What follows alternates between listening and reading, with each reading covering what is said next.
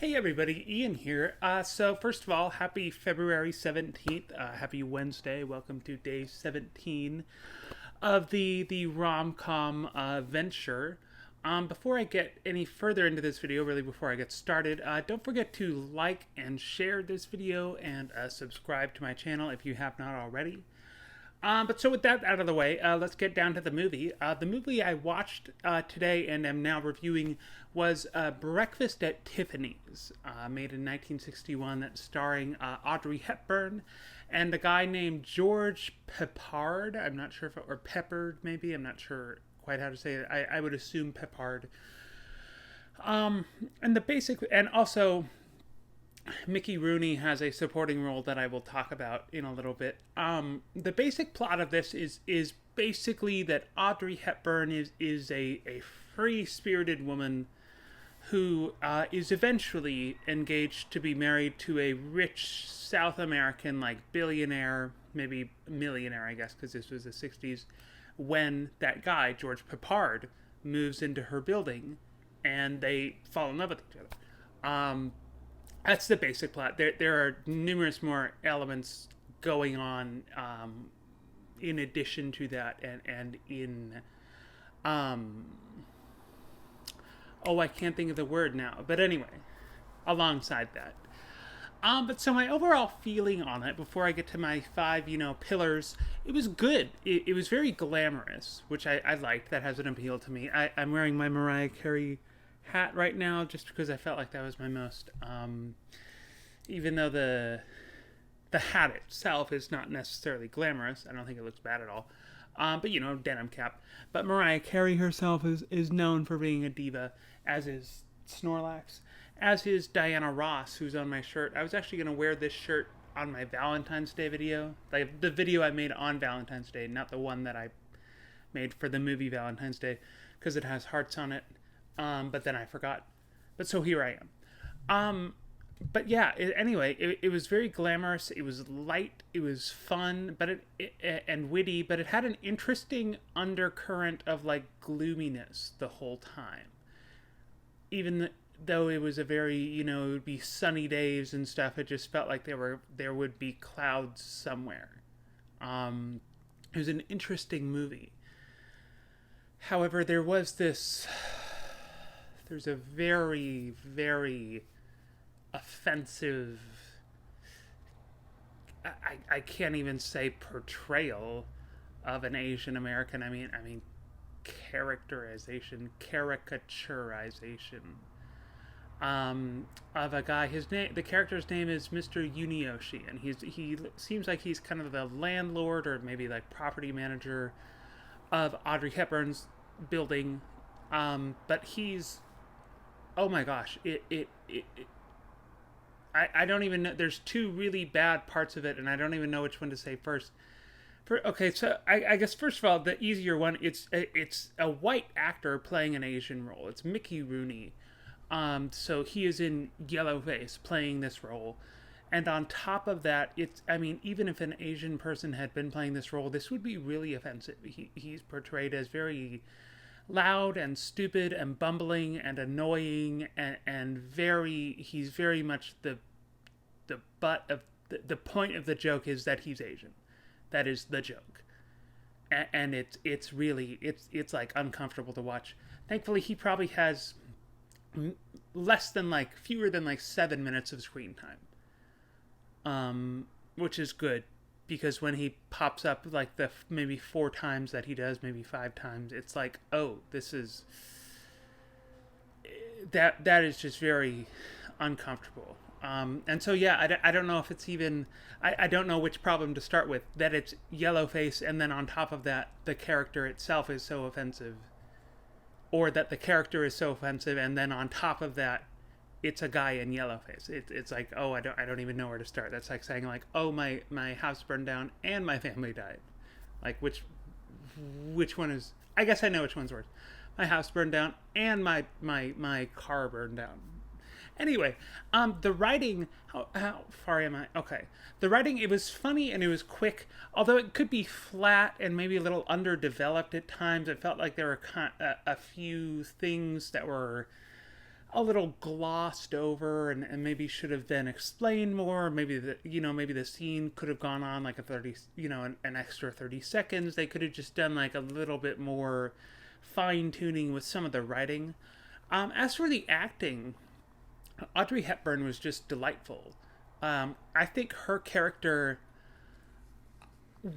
very, very easily could have been like super annoying and super frustrating in the way that like Carrie Bradshaw is super annoying. But she wasn't. She managed not to be, and I think it's because of Audrey, excuse me. I keep wanting to call her Aubrey Plaza, but what Audrey Hepburn brought to the character, I think she saved it from being annoying. Um, Even if it had been the exact same, the part written the exact same way, played by someone else, this might not have been the iconic movie that it became. And interestingly, and I guess I just never thought about it in these words. I've never seen this movie, but I know of this movie, and I have seen, Audrey Hepburn in this movie. I know that look of hers, and if I saw her like that, I would know that that's Breakfast at Tiffany's. But I just never thought about it in these terms until I was reading like the Wikipedia page for the movie after I watched it. And it was saying that her look, her updo and it's a really long cigarette holder, which I actually hadn't noticed till they pointed that out. But they said that that's one of the most iconic like images / appearances in all of cinema, and I was like, oh yeah, I guess it is, because it's famous enough that though it was made like 60 years ago at this point, it's still very recognizable. It's if you know movies, Breakfast at Tiffany's, and I think even a lot of people who don't know movies recognize it. The directing, I thought it was solid. I thought there were neat shots. There were a few times where they would be kind of geometrically divided. There was one character. It was George Peppard's character. I don't know if I'm saying that right. He had a beaded curtain in one of his doorways, and so sometimes a couple times they would do this shot that was kind of like half of the frame would have these lines coming through it that are maybe spaced 2 inches apart. Those are the beads of the curtain, and the rest of the other half of the shot would be like totally clear, and it's just very interesting visually. The music was really good right from the beginning. It was very rich and it was very filling music, and I read after I watched the movie that this had been nominated for like 5 or 6 Oscars. I believe I should have kept the list open. I believe including Audrey Hepburn, and I think maybe like Best Picture or something. But it didn't win any of them, but it won both of the music Oscars. They have an award for Best Original Score and Best Original Song. And it won both of those awards, and I can see why, because like I said, it was just very rich music in the way that like a chocolate lava cake is a rich dessert. It was just very decadent almost, and I think that kind of speaks to the time. It was interesting watching this movie from like 1961. This was a very economically prosperous time for America, and at that point it had been basically unstopped for like 15 years. But so all the buildings, all the clothes, all the cars, all the hairstyles, all the carpets, all the stores, everything was in very pristine condition, because there was so much money in the economy to do lots of upkeep with everything. And it was just interesting that this was I think, an optimistic time. Even though a lot of shit was going wrong and the 60s were crazy, I think a lot of people in 1961 were generally optimistic. It's just interesting. It's just an interesting snapshot in time. As for the vibe overall, and this is just how much I enjoyed watching it. Overall, it was very chill. It was a very chill movie. Not super... it's just a movie about these two people who are just falling in love. There's not much of necessarily a... Sorry, my eyebrow just twitched. I saw it. It just like raised right up. I guess the thing is mirrored. When I raise my, I'm trying to raise my left eyebrow, but when I raise my left eyebrow, the one on the right side of the screen goes up. But so anyway, yeah, that was weird. I just felt it was like a muscle kind of right here, just like lifted the. I keep doing it. Oh my god, it's so weird.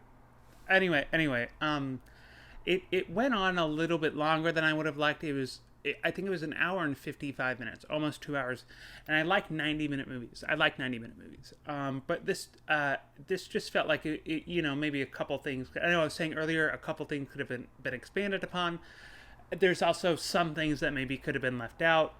I don't know exactly which scenes I would go take out, or maybe which two scenes I would condense into one. But yeah, just a little bit long and a little bit flat at times. The Mickey Rooney aspect, the Mr. Yunioshi, was so uncomfortable. And apparently not apparently, the 1960s was just a different time. If you've ever watched the movie The Aristocats, there's two kind of bad cats. I don't know if they're quite the villains of the movie, but there's two Siamese cats that are they're animated cats, but they are very, very intentionally drawn to be like Asian stereotypes and offensive to Asian people.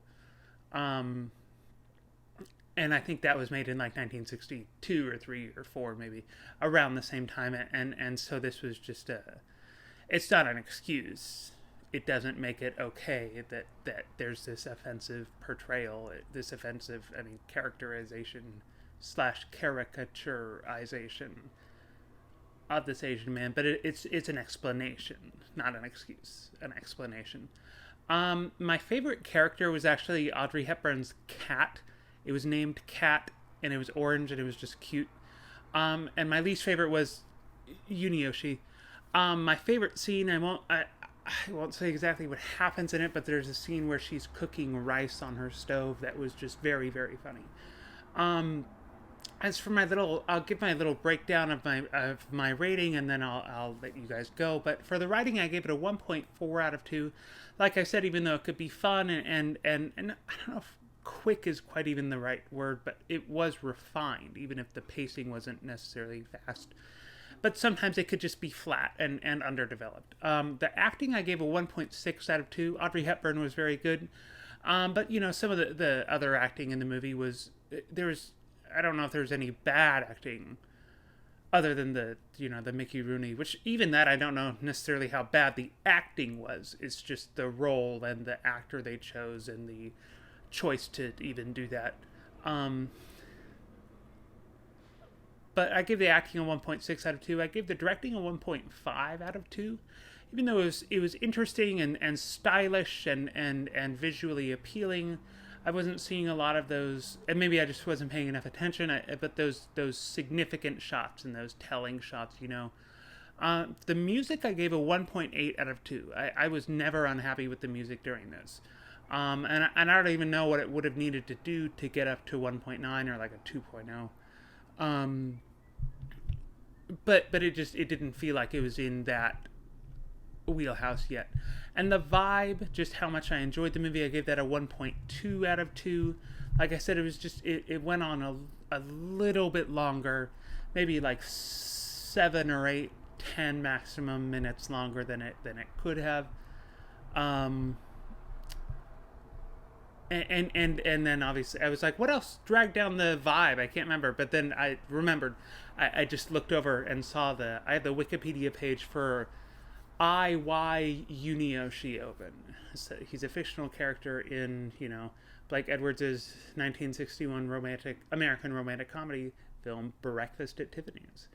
But yeah, so all of those add together, 1.4 plus 1.6 plus 1.5 plus 1.8 plus 1.2. That should be 7.5. 10, 10, 25. Okay, yes, that is 7.5. And that's about what I feel about this. This was good. This was, I can see why this is a classic, or is at least iconic. I don't know if it's a classic film. I don't see any reason why it shouldn't be, but I don't know if it's, I feel like it is actually, it's just saying that out loud.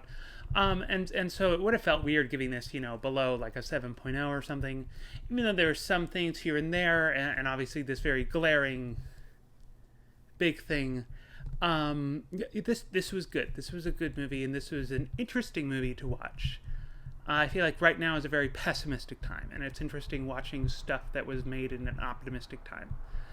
Because, I've been saying, this last thing I'll say, in 1961, the economy had basically just been running at full speed for the last 15 years, and it continued to do so for the next, 12 or 13 or 14.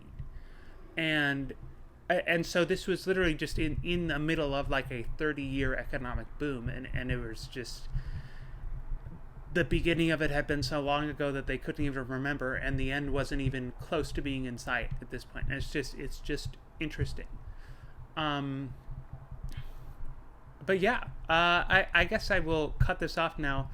My first video stopped recording while I was recording it, and so I filmed the last 7 minutes in a separate video. I don't know how long this will be total. But I will just leave you off now, and hopefully have this posted by, I'm finishing filming at 8:02. Hopefully it'll be up by 9. And then I guess I will just see you tomorrow, Thursday, February 18th, for a movie that I don't know what it was. I was just looking at my whole list of movies that I'm going to do this month, 2 minutes before I started filming, and I already forgot what's tomorrow. But so we'll see what's tomorrow. And I will see you tomorrow. So thank you very much for watching. Don't forget to like and share and subscribe. And yeah, have a good night. Bye.